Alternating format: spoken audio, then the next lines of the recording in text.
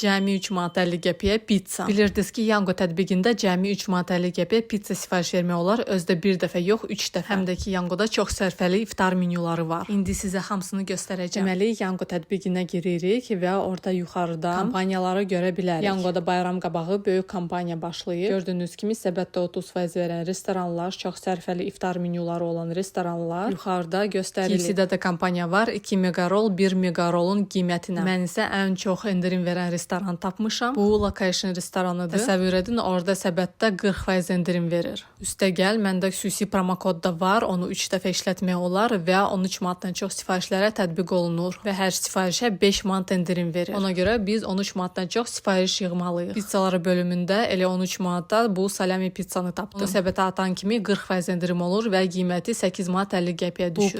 Bu promokod yerinə qeyd edəndən sonra isə qiyməti 3 manat 50 qəpiyə düşür. Bu sifarişi verdikdən sonra yenə 3 dəfə də bu cür sifariş verə bilərsiniz. Yangoda Çempion Pide restoranında da çox sərfəli iftar menyuları var. Bu promokodu istifadə etməklə də yenə də 5 manat endirim sizə olmuş.